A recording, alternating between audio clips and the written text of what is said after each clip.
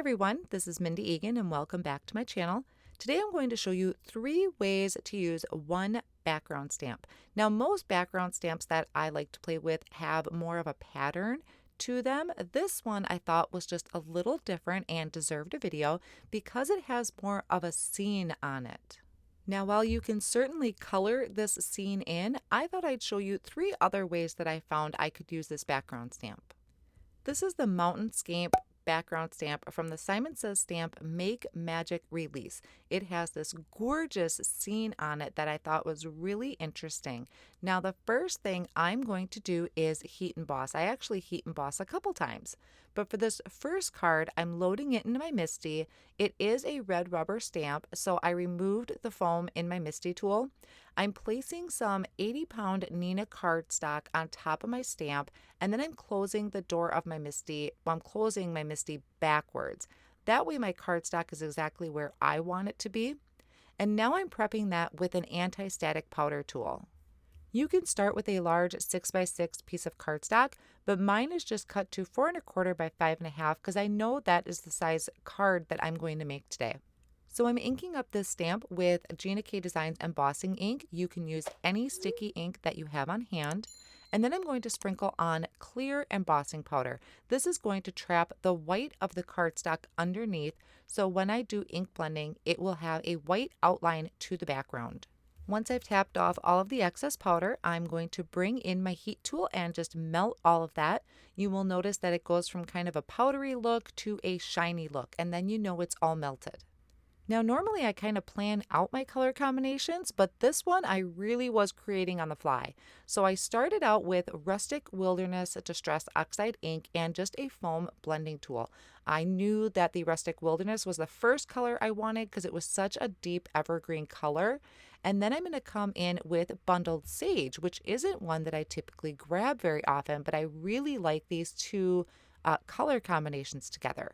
So after I blended on that Bundled Sage a little bit, I'm bringing my tool back in from the Rustic Wilderness and just kind of smoothing out that transition.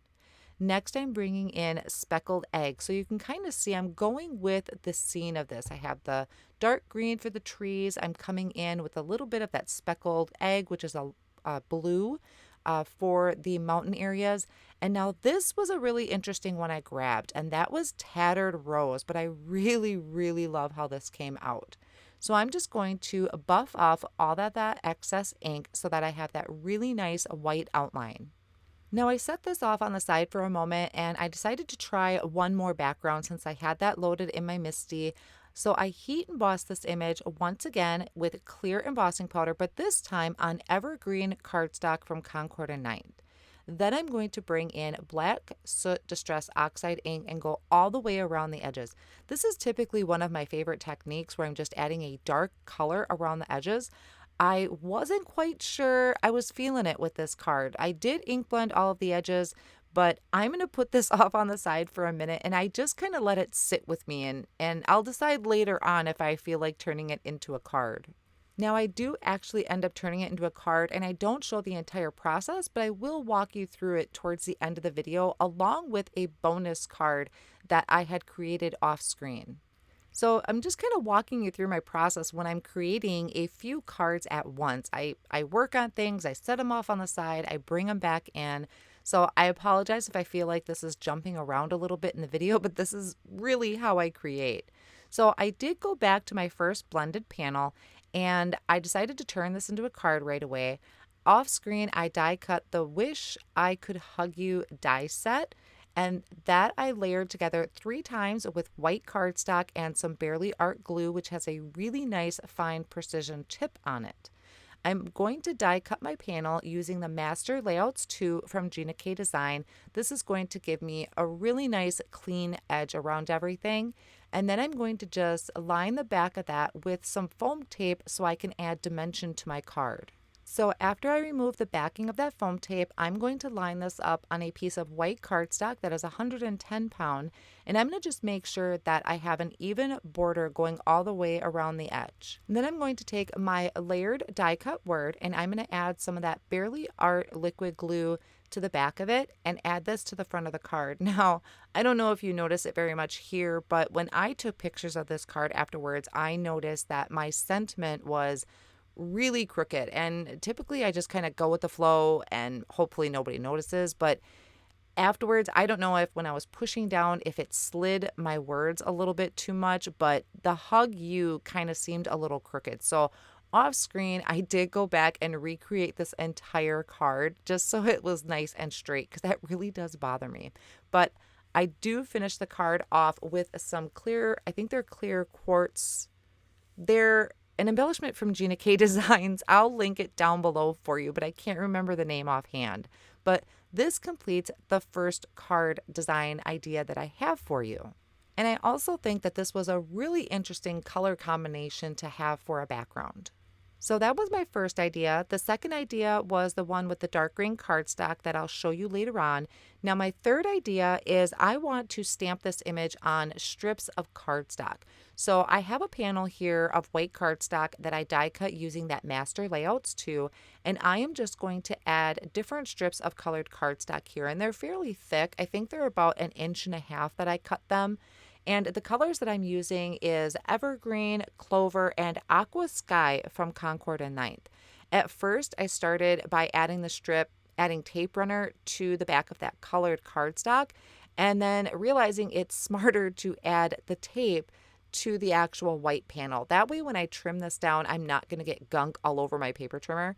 And I am using the new Simon Says Stamp tape runner, which I really have been loving. I can adjust things when I need to, and then when I push it down, it really secures my cardstock in place.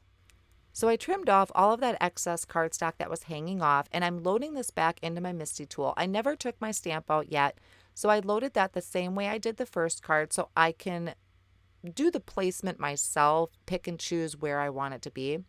And now I'm going to use an embossing ink. So this is like watermark stamping, I believe they call it. This is just going to leave darker lines. It's not really having a color. It's kind of picking up the color of the cardstock underneath and making it just a little bit darker.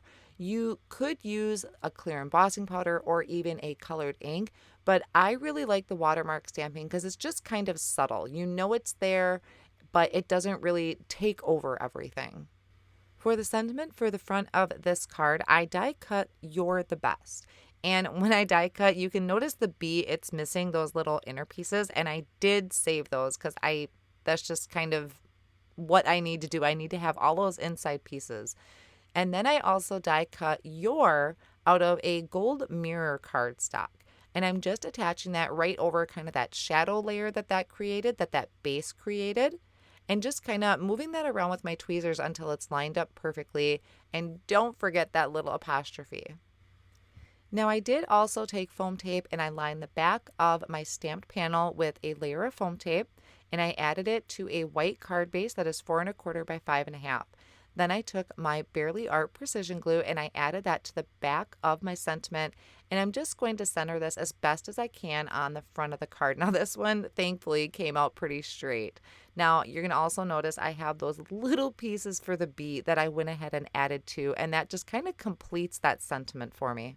So like I said earlier, I did end up finishing off that dark green cardstock, and that one I trimmed the panel down with that Master Layouts 2 die set, added it to a white card base, and then just die cut that "Wish I Could Hug You" sentiment from some holographic cardstock. So the bonus card that I mentioned earlier is a card I shared on release night. This one I did more of tone-on-tone stamping. I have fog cardstock, and I stamped that background in a light gray ink.